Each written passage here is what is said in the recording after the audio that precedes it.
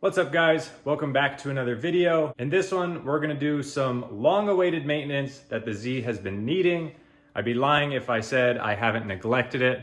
We've got this box of parts that need to go on this car. But before we get into that work, I need to return these green wheels back to my buddy. He graciously let me borrow them. But I put some brand new tires on them for that Irwindale event. And if you watched the video, you know that I didn't really use those tires too much. That track was very nice to the tires. I'm thankful for that. But he gave me the wheels with dead tires and I planned on returning them with dead tires as well. That sounds kind of rude. I should be grateful that he let me borrow his wheels and give him fresh tires. But what I'm trying to get at is I'm gonna go have some fun in the Z before we tear this thing apart.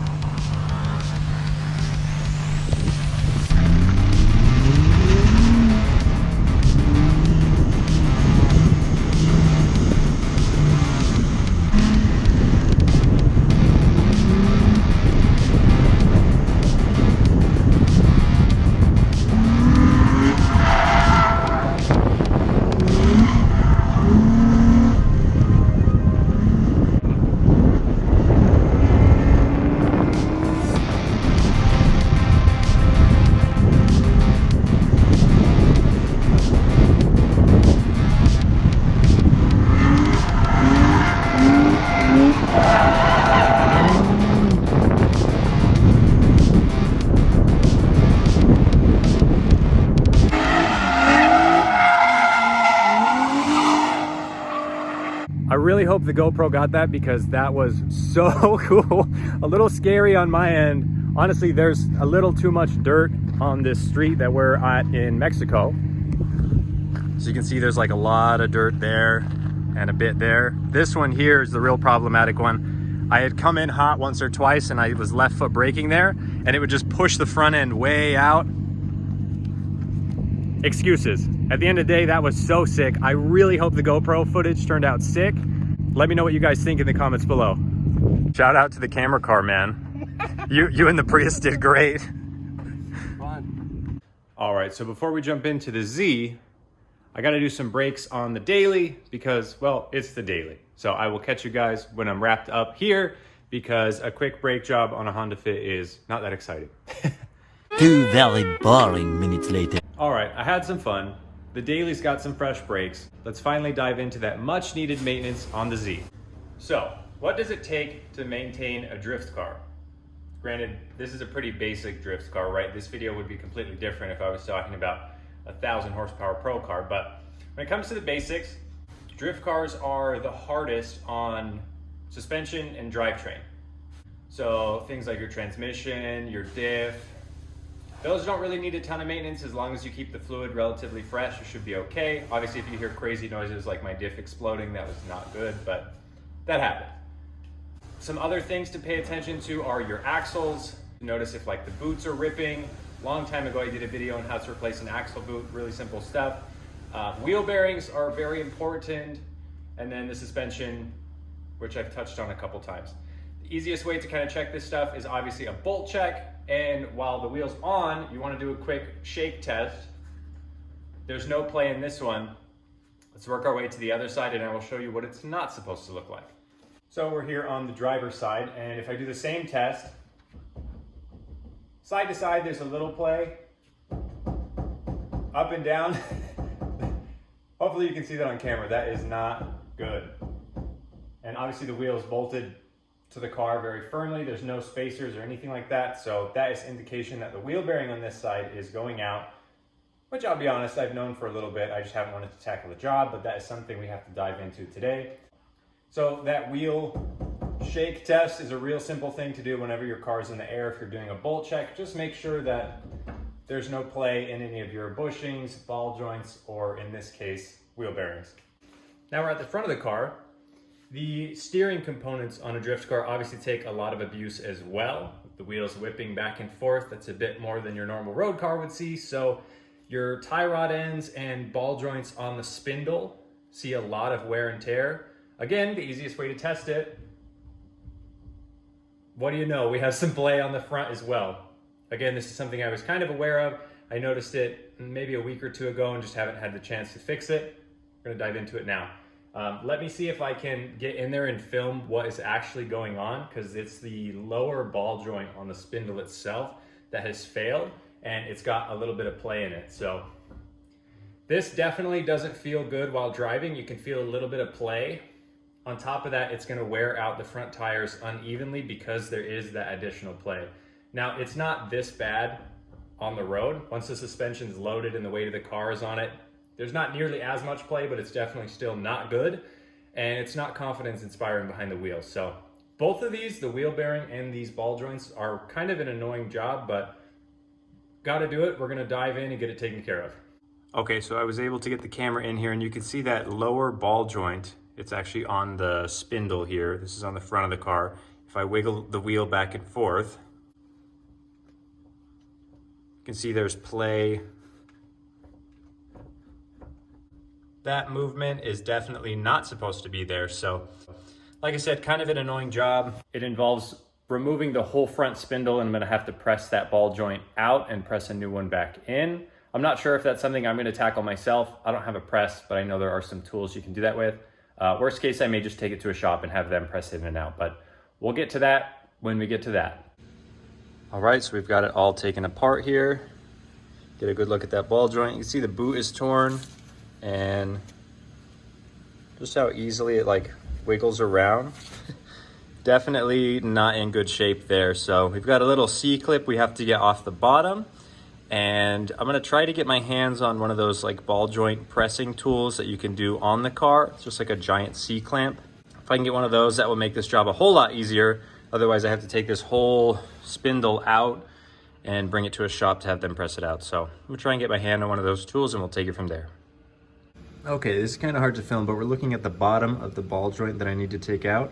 And you'll see there's a little, it's called a C-clip. This right here. This little clip. So there's a little hole there, and then there's another one right. So we get the pliers right in there,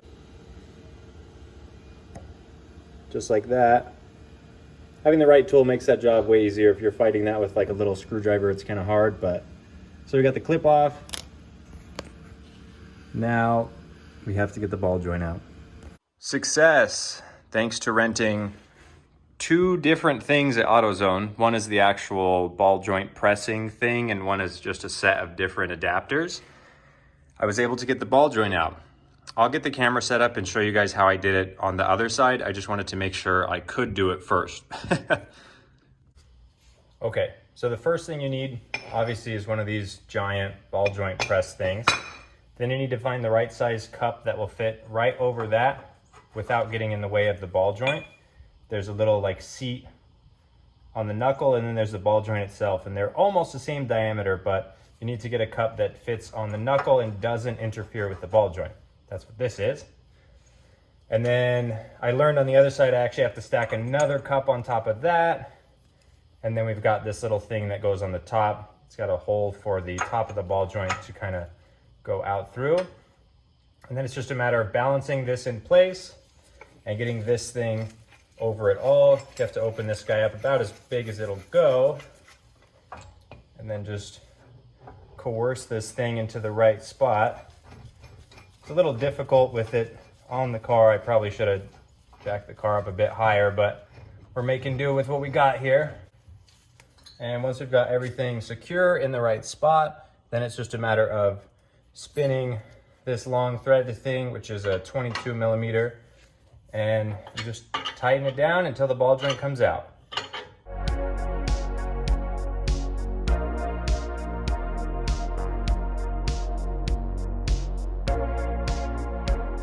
All right, so I just ran a wire brush down through there, kind of across the top, just to clean things up. Definitely recommend doing that. And now we can throw our new ball joints in. For the new ball joints, I went with Moog. They're one of the better aftermarket brands in terms of quality. Here's the part number if you're doing this yourself. One of the things I like about this brand is they come with a new cone here. So a lot of the aftermarket brands don't come with this. You have to pull the factory one off the old ball joint, and this thing just looks worn out. It's probably a pain to get this thing off, so much rather have one that comes with a brand new one. So after we press the ball joint in, we'll just slip this guy over the top. And then obviously we've got our new cotter pin, our new snap ring or C-clamp, and the new nut for the top. So this is gonna get pressed in just the reverse of how we pressed the old one out. I'm gonna get onto that and I'll show you guys when I'm done. Not gonna lie, broke a bit of a sweat on that one. I took some serious effort with that press tool to get this thing on there, but it is in. You can tell it's seated all the way by that little lip down there, so that's where we're gonna put that snap ring, and then we can call this job done. One eternity later.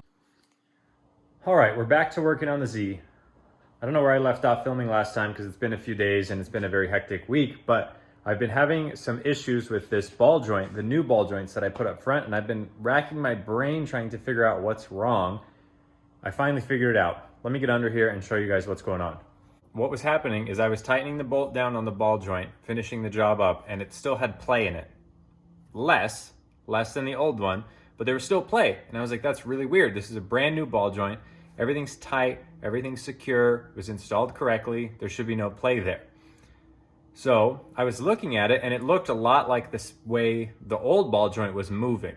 It was kind of like moving in the lower control arm. I don't remember if I took a clip of the way it looked last time or not. I think there's a clip in there somewhere, but really weird. Like I said, it was less, but it was still there. Like you could still wiggle the wheel and it would move the ball joint in the lower control arm. So I took it back apart and I've been diving into it a bit. And like I said, really racking my brain here. And I finally figured out the issue. Let me show you guys. So taking a look at where the ball joint comes up through the lower control arm, you can see that collar that I put on the ball joint. I hope I filmed that at one point. It's this metal collar that goes on the top of the ball joint and seats on the lower control arm. You can see there's like a black metal thing on the inside or just on the outside of these threads. So that is actually sticking up a little too high and it's causing the nut that you put on here to not seat all the way down on the lower control arm because it's hitting that black cone. So then the ball joint doesn't seat all the way and then it has just a little bit of wiggle room. Super weird. I think it's an issue with these lower control arms because I got these lower control arms on Amazon or eBay, I don't remember. Either way, they're not OEM factory. They're OEM replacements, but they're not original Nissan parts. So I think that may be the case, that the tolerance may just be a little off. So there's my tip there, is if you're gonna buy new lower control arms, buy factory Nissan ones or be ready to put in some work and figure this out. Because it's definitely been a pain trying to figure out what this issue was. I'm glad I figured it out now. I'm gonna go ahead and just pop that metal cone off the ball joint. And then I'm just gonna kind of trim the top down so that it doesn't poke up as much. And that should give me enough room to seat this nut onto the ball joint, and hopefully that'll fix all my issues. All right, it's fixed. So I ended up just putting a washer in there because I couldn't get that little cone off. Once it's seated on the ball joint, it doesn't come off. So I had to find the right size washer, which took some digging around, and I had to actually modify the washer just to get it to be the right diameter. But it's sitting under this nut now, and now it's seated perfectly. So if I wiggle the wheel hub here, the knuckle, see it turns, but there's no movement on the ball joint itself. So we fixed our problem. Okay, those ball joints are finally done. That was such a pain. It was so much bigger of a job than it should have been. And the hardest part was the easiest part.